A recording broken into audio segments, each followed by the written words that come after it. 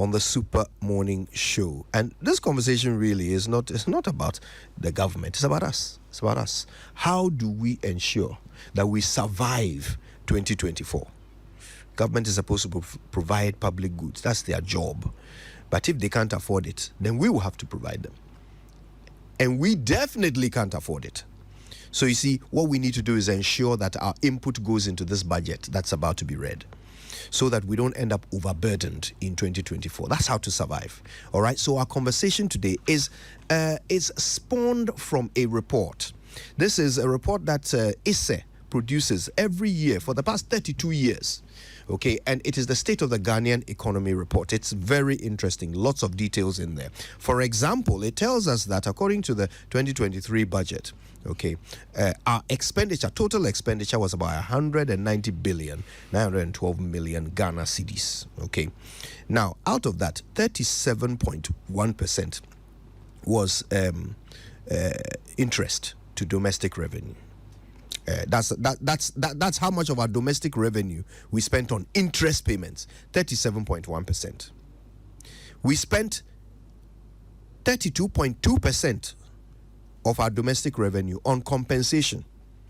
We spent 21.2% of our domestic revenue on statutory funds. So you can see that already there is no space for things like capital expenditure, for the provision of these public goods that we talk about. There's no space. So it's no surprise that government ends up coming into our savings, our nest egg, our investments to give us haircuts so that they can fund their budget. It's no surprise. And even after that, the budget constantly overruns. According to ISE, in 2022, our expenditure grew by 26.84% against the previous year. In 2023, they project that our expenditure will grow by 34.29%. And then next year is an election year. So how much do you think our expenditure will grow by? Today's conversation is critically life or death. We need to help government to prioritize. And our guests to help us do that. From ISE, the director himself, Professor Peter Quartey, joins us over the phone. He and his team authored this report. Prof. Quartey, good morning to you. Good morning for you, and good morning to Mamadi and the other team. And also let me take this opportunity to congratulate the Super Morning Show for winning this prestigious award. Thank you, Prof. Thanks very much. And it's partly down to the involvement of people like you, so we appreciate it.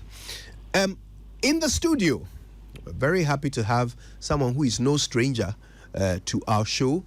He's with us very often for conversations like this. I'm talking about Ken Thompson. He's the Chief Executive Officer of Dalex Finance. He's a thought leader in business and economic matters. He's a fellow of the Institute of Chartered Accountants in England and Wales, and he's here with us this morning. Uncle Ken, good morning. Morning, good morning. How are you? Yeah, not bad at all. Very grateful that you could join us. Prof, good morning. And good morning to your cherished listeners. Yeah. We will be joined shortly by Senyo Hosi. I don't think Senyo needs introduction.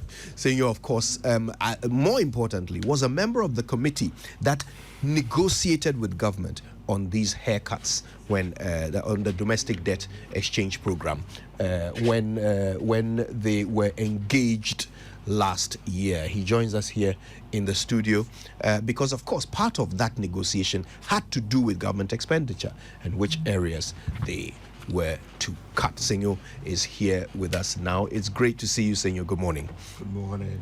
Always a pleasure to be here. Right. Always feels like home. Okay. When am I doing my next show?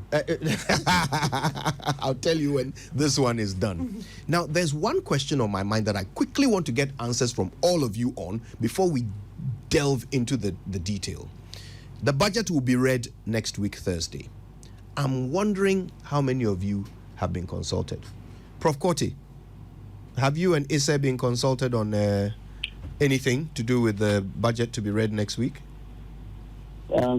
Yes, ISE has been invited to a consultative meeting.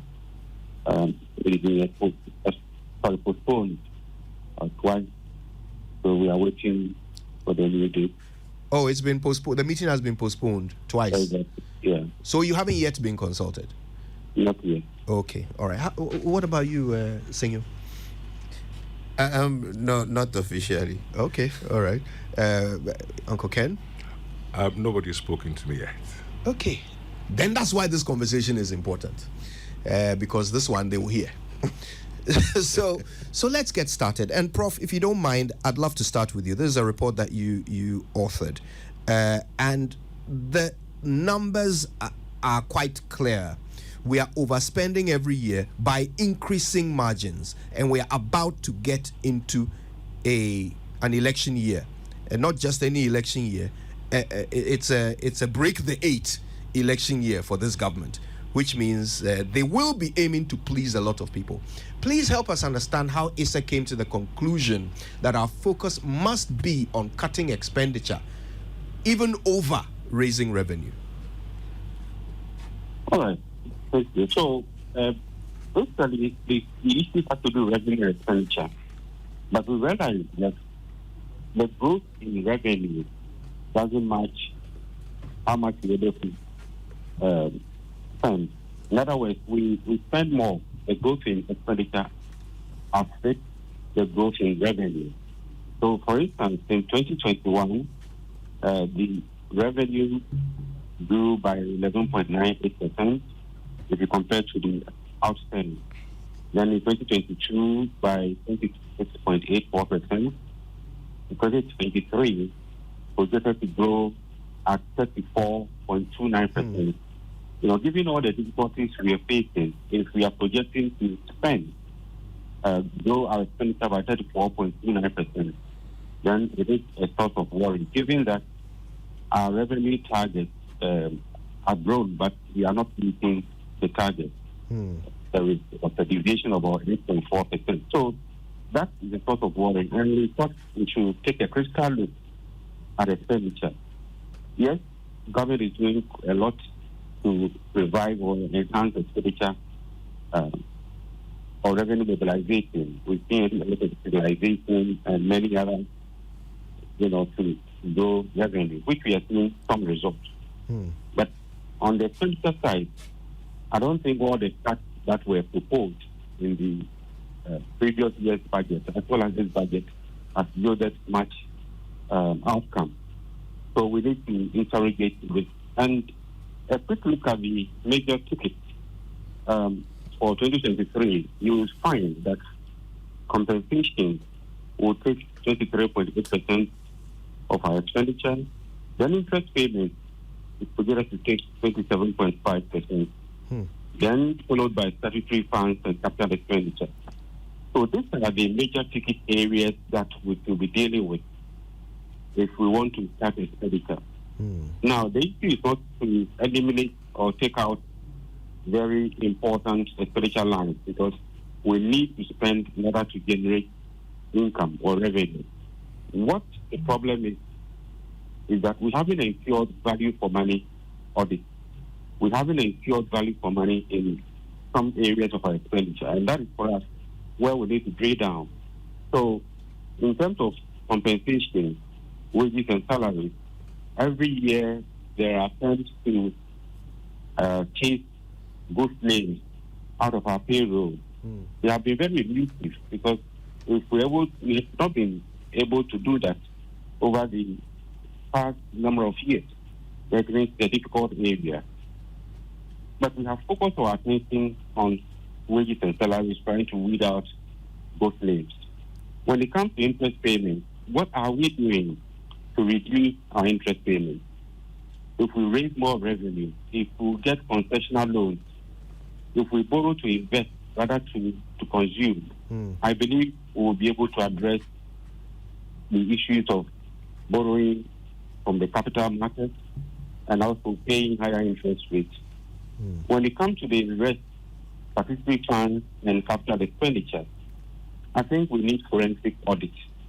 Most often we've done financial audit, where we ensure that systems are respected, people procure or pay or spend based on the financial rules, etc. But what is more important is to do the procurement audit or forensic audit. Could you remember that the Auditor General in the recent past called for a forensic audit of scholastic secretariat? Yeah.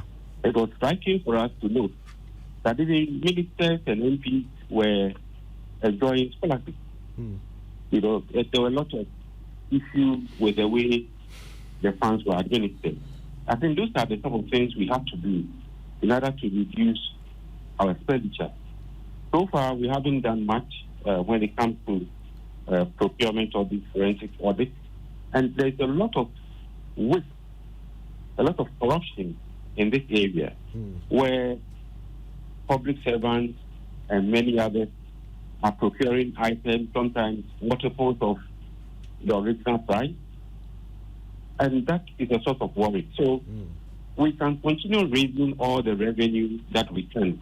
But if we don't address this problem, if we don't undertake forensic audit, procurement audit, and ensure that we get value for money, the most of the funds we raise, revenue challenge we continue to complain about, will continue to bite us. Right. We would continue to engage in basically playing upstream that we know the problem, but we are not addressing the problem. And I think that one area we ought to tackle critically. All right, Prof. Just before I bring in Senyo, there is a something that you quoted in your report when you were giving the overview of the report, and it's from the Media Review, paragraph 326, and it says, and I quote, "Mr. Speaker, in line with government commitment to strengthen expenditure controls, government has proposed a series of actions laid out in the Arrears Prevention and Clearance Strategy. The key elements of the strategy include enforcing the sanctions in the Public Financial Management Act 2016, Act 921, and enhancing the rollout of Ghana Integrated Financial Management Systems, GIFMIS, to attain a holistic financial reporting." We've been rolling out GIFMIS since Seth Tekpe was finance minister. I wonder, when you did your review of 2022, did you find that the finance ministry did what they said they would do in terms of enforcing the sanctions in the Public Financial Management Act and enhancing the rollout of GIFMIS? Well, when it comes to enforcement, I think the Auditor General is the audit, and then whatever instructions that are fine, found, the relevant authorities will take over and prosecute those who are found culpable. Oftentimes, it ends with Parliament. We haven't had people being prosecuted. That information is not shared, so one cannot say clearly whether this aspect of the act has been respected to the latter. Now, with the issue of rollout of GIFMIS, you are very much right. We've been hearing this for the past decade or so. They need to roll out this. And even in the 2023 budget, you find it clearly stated that is going to attain a holistic financial reporting. But for me, the challenge from where I sit is that when you're looking for this holistic financial reporting, up-to-date report, you don't find it. That is why sometimes our reports get delayed, because you're waiting for the Ministry of Finance to come out with data so you can be able to meaningfully engage and offer solutions or suggestions. As we speak, after the media review, the data you could get easily is a half-year figure. We are in November. You don't have any up-to-date data. So if we are engaging the public to prepare another budget, but the information for us to really engage and help you attain whatever objectives, help you formulate the appropriate policy, is not shared with the public, it's not available, then I think the rollout of this GIFMIS system hasn't achieved the intended result. And that is where I would push the ministry to try and give us up-to-date data. It is by which we are able to inform the public, we are able to inform government. We can generate micro data. I can go out, we can take a lot of surveys that ISA can do. But when it comes to public financial data, it is in the remit of the Ministry of Finance. We cannot generate that data. Prof, and for me, that is my frustration. Yeah, and I'm glad you've clarified the situation with that, because before I bring in Senyo, this is why this GIFMIS thing is important. You think about it. GIFMIS is supposed to be a system that records everything, every finance, every expenditure, everything that government does with our money, right? That's where the information is supposed to be, so that if ISE wants to do a report, they can go and get reports from GIFMIS that tell us how money was spent, where it was spent, when it was spent. Now, if GIFMIS is not working, then government themselves, where are they getting data from to come and read the budget to us? Are they making up numbers? Because the thing that's supposed to be recording how they spend isn't working. I don't think it's the case that GIFMIS. I agree with Prof. The PFMA is one of the most important policy tools we have deployed. We have failed to fully implement it. And you must give credit to Honorable Setekbe for, you can't fault Seth for that. His policy orientation as far as accountability and structural issues are concerned, you have to give that to him. And that also came with GIFMIS. The problem with the PFMA is that if you really want to implement PFMA, the kind of politics we do in this country cannot happen. In fact, almost every director and most of our boss will be in jail by now, in all honesty. But that's what's supposed to drive the proper fiscal discipline and proper compliance on the part of all the SOEs, the MMDAs. No government has fully worked that tail. No, none of the governments. It's quite unfortunate that the current government has had a lot more room, because GIFMIS, I think the PFMA was passed in 2016 or 2015. All right, so it's been, operations were largely supposed to be in the past 7 years or 8 years, and we've not seen proper implementation of that. I was chair of one of the finance committee of one of the SOEs, and I realized if we didn't deal with this, we're all going to get some problem. So for the first time that SOE's life, we brought our reporting practically up to date. Had to cover about 5 years of not reporting.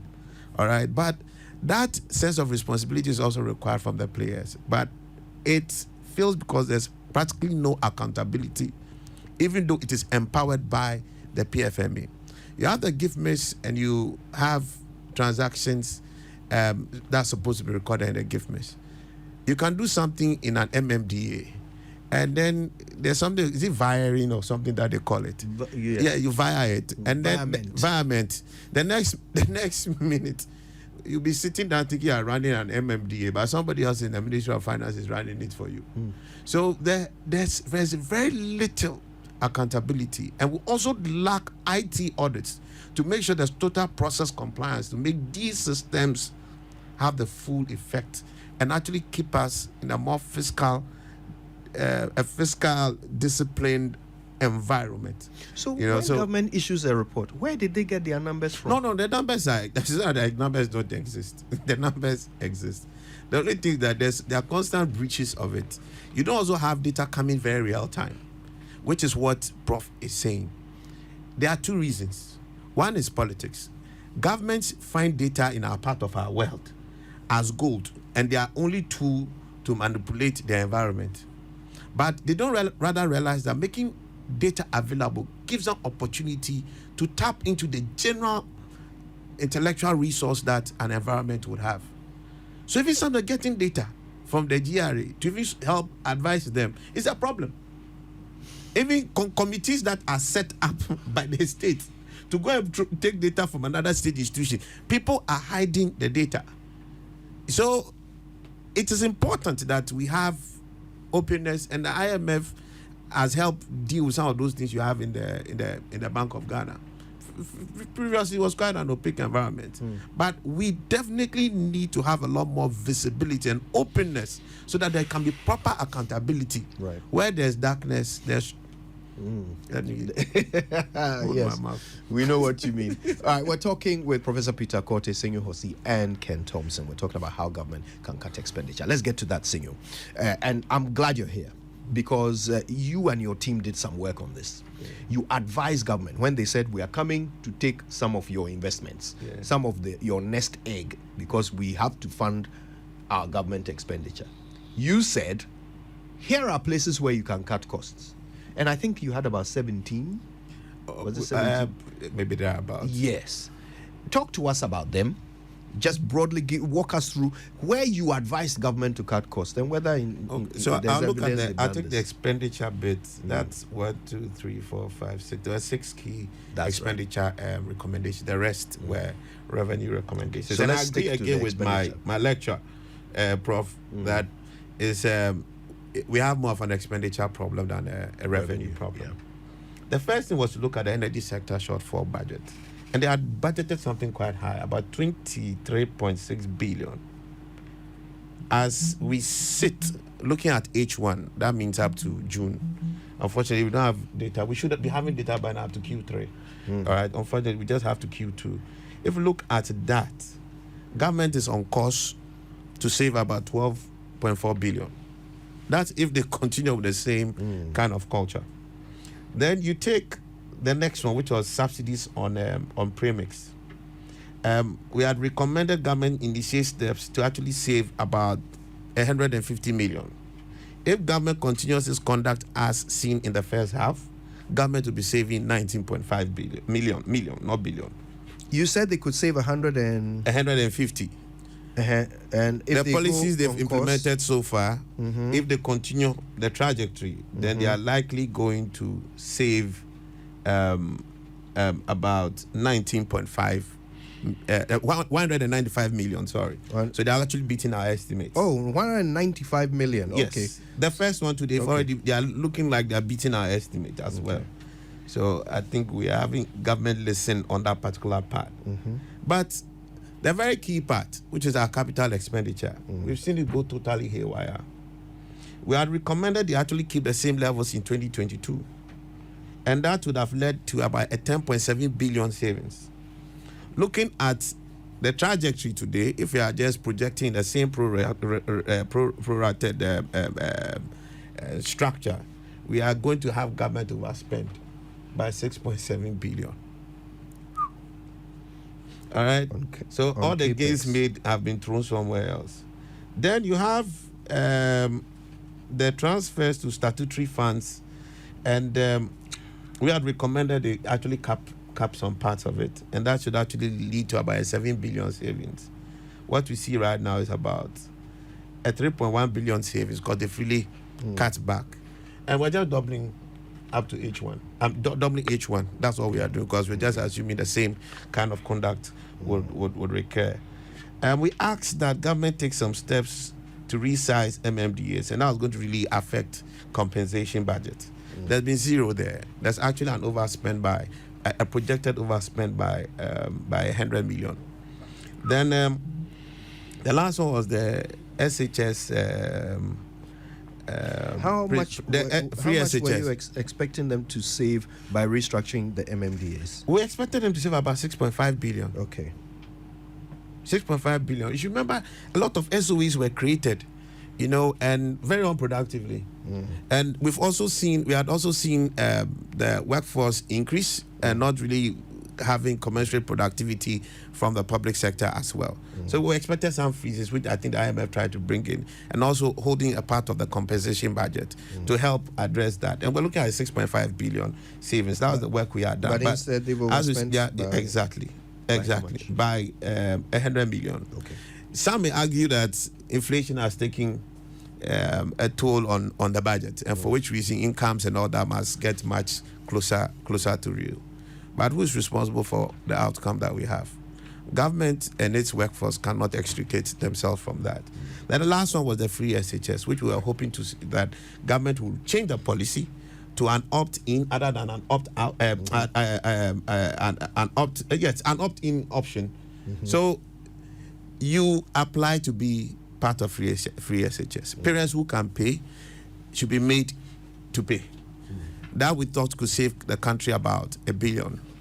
That policy consideration has totally not been factored in government's fiscal activity so far for the year.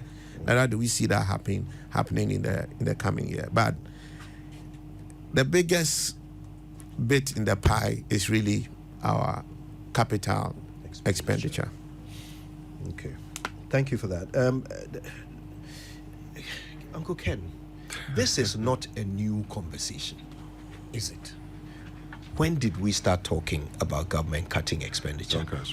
Why does it seem so difficult? 2024 really worries me. And that keeps me awake all the time. In 2022, we put in 50 billion cedis thereabouts into the economy, and we're benefiting from some of the money that was put in. We have, although there's inflation and there's interest rate hikes, there's some benefits. In 2024, there's nothing coming in, and we've got to start repairing our debts. We haven't paid our debts for a long time, so that really worries me. Any politician that is not able to articulate the challenges that we face and comes to us and make us seem as if we'll become like Bahamas tomorrow, either is lying or they do not understand the challenges ahead. Thank you. Any politician that is not able to articulate very clearly the challenges we face now in Ghana, either they are lying or they do not understand what they are getting themselves into. From where I sit, we've got to move into survival mode. Ghana needs to move to survival mode now. And we need to focus on how do we make the ordinary Ghanaian survive. It's survival mode now. It's not tomorrow. It's not like yesterday. The money is not there to steal anymore. It's survival mode now. Yeah, I don't agree with you on this. What's that?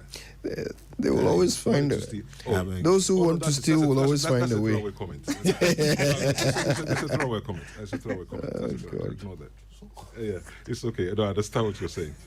But the point I'm trying to make is that we can't afford not to do anything now.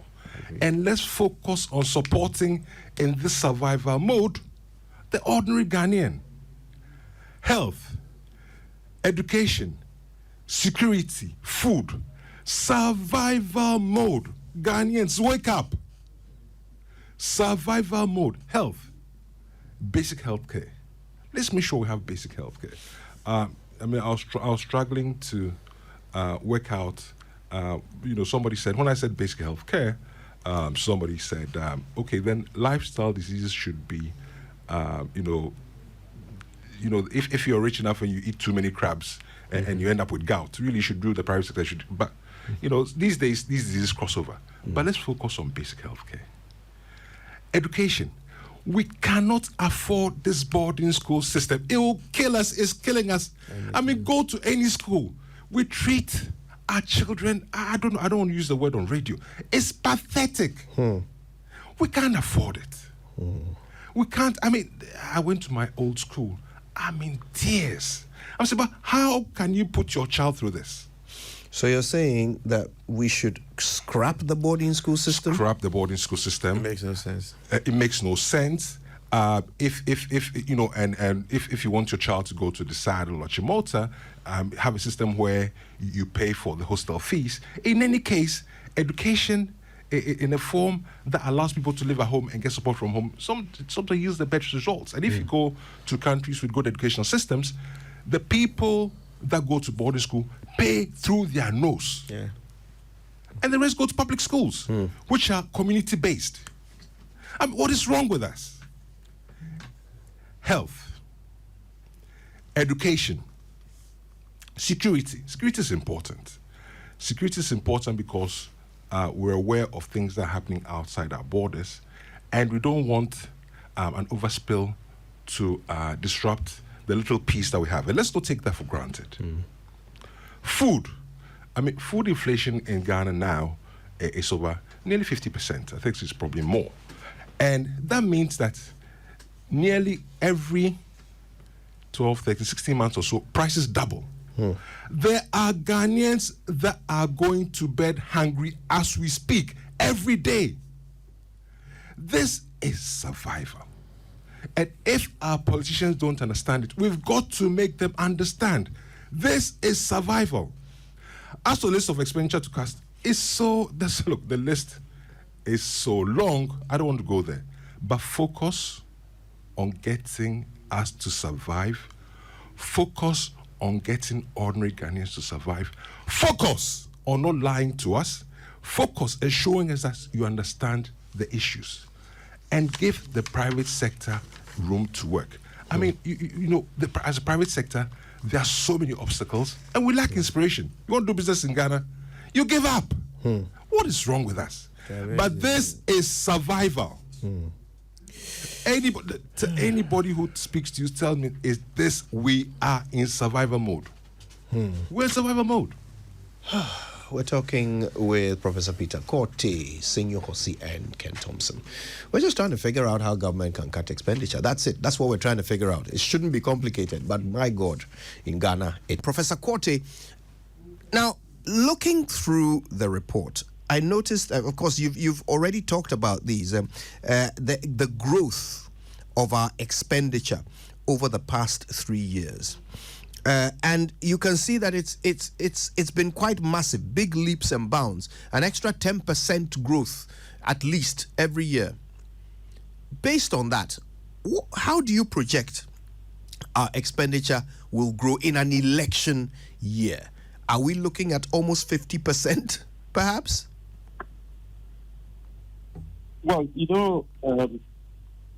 had a fiscal responsibility act which if we have respected, or if we respect, we will not have any problem going to 2024.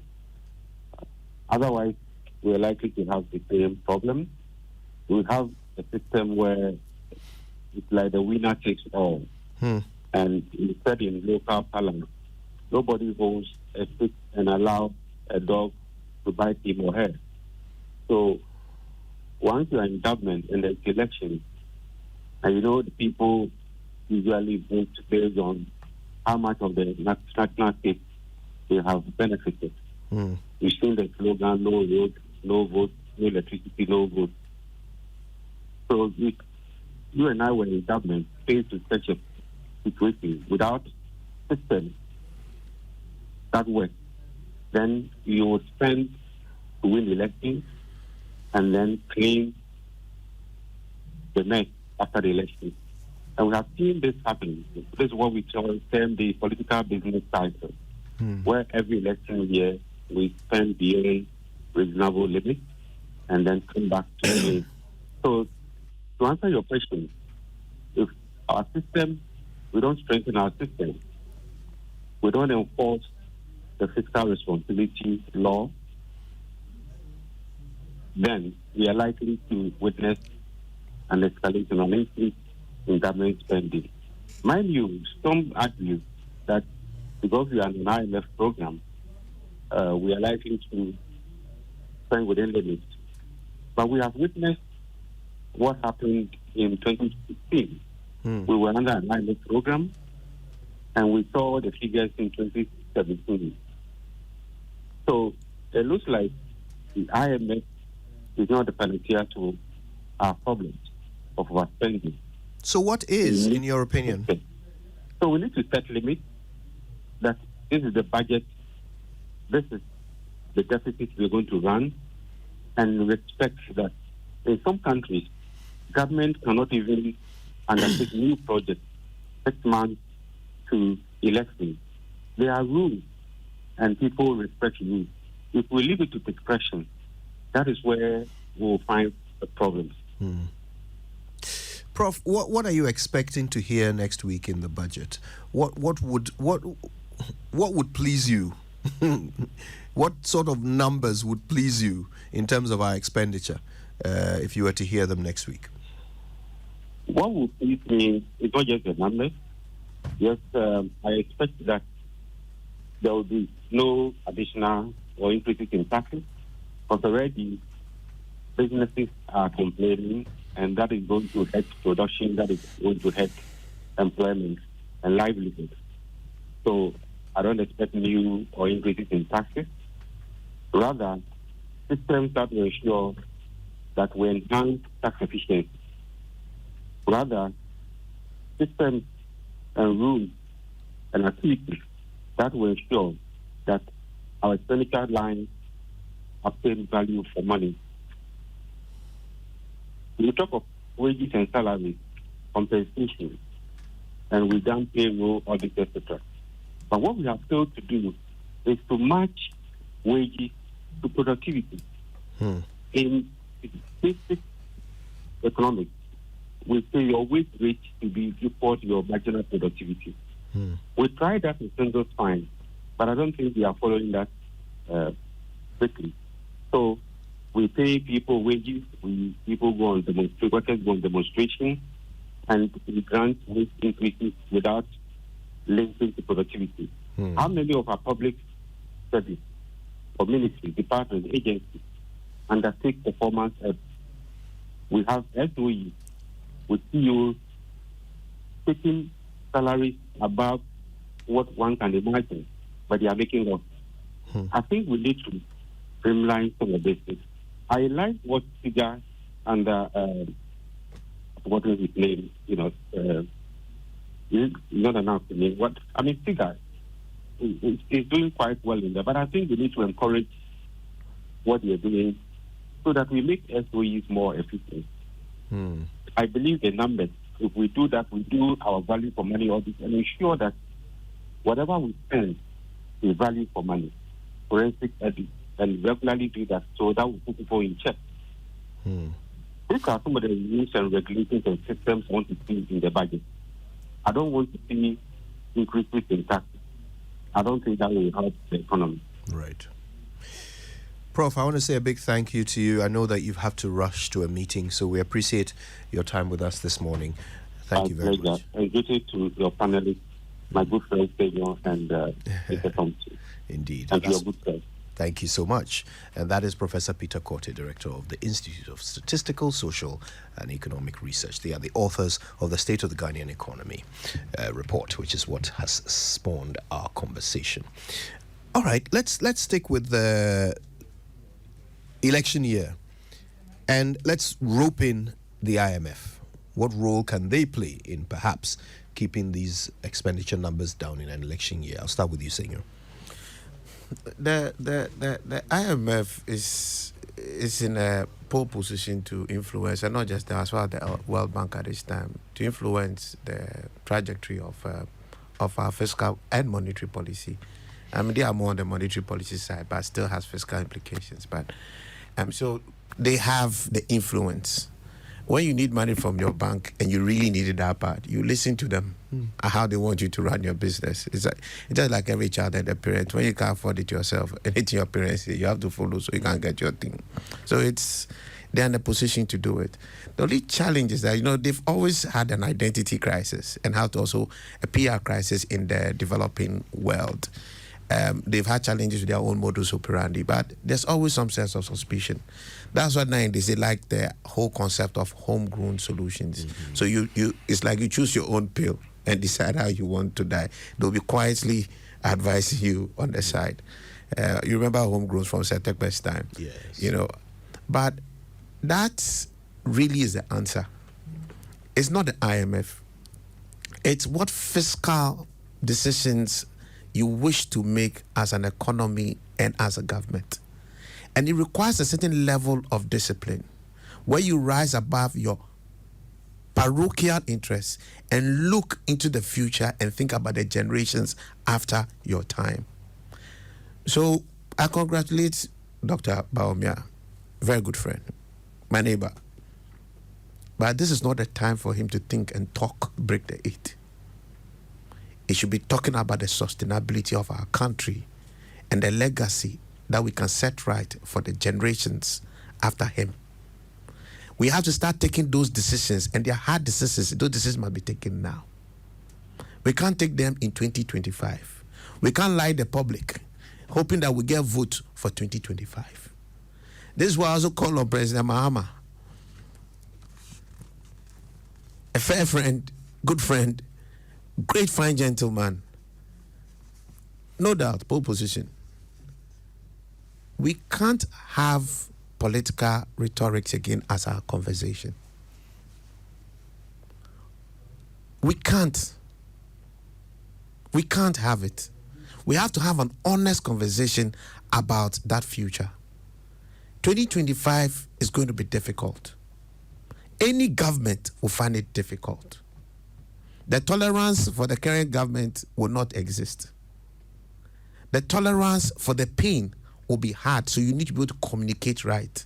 But you must be honest about the decisions that have to be taken. So please, the people saying break the 8, stop breaking that 8. If it was for your rhetoric, for your campaign, it's over. Ghanaians need a proper story on how they can sustain the next 8. Not you breaking your 8. How they can sustain their own fate.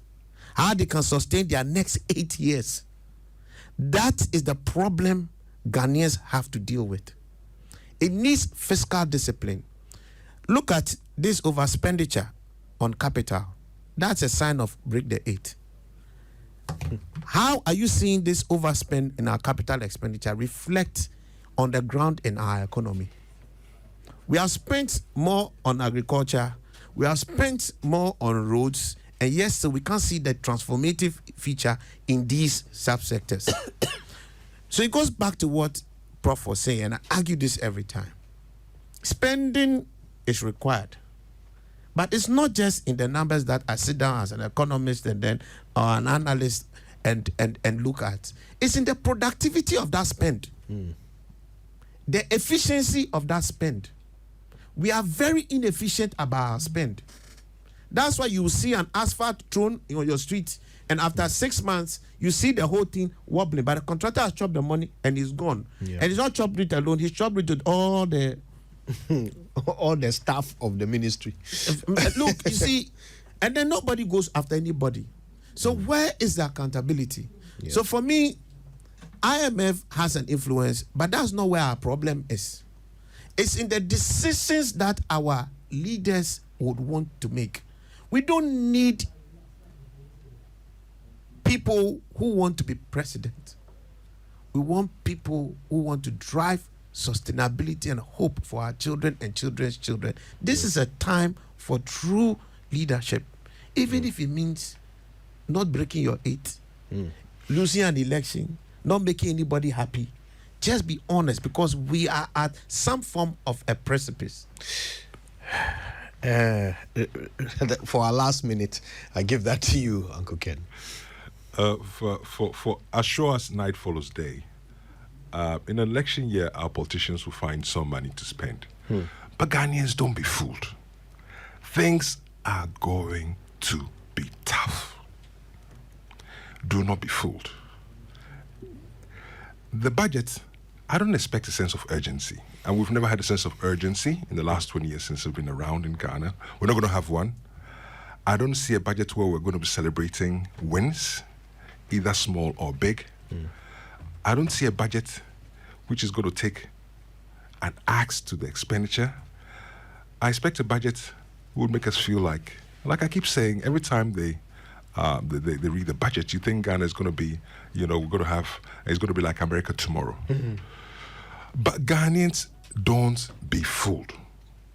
Ghanaians, don't be fooled. Any politician that's not able to articulate the challenges that we have ahead is either lying or doesn't understand what the issues are. Don't be fooled. And this is a time to focus on how do we help the ordinary Ghanaian to survive. Health, education, security and food. 2023, health, education, security, and food. And just the last thing, one day when we're all gone, all we'll pray for is that our children ask that we have peace wherever we are. At the rate we're going, our children will curse us. At the rate we're going, our children will curse us. This is the time for people to stand up to be counted. This is the time. Ken Thompson, the Chief Executive Officer, Dalex Finance, thought leader, business and economic matters, and a fellow of the Institute of Chartered Accountants in England and Wales. Of course, Senyo Hosi has been here with us as well, giving us insights. He's a businessman, needs no introduction. He also played a very important role in the negotiations between government and the domestic debt holders. Professor Peter Quartey spoke to us earlier. He's the director of ISSE, the Institute of Statistical, Social and Economic Research, the organization that put together the report that spawned our conversation.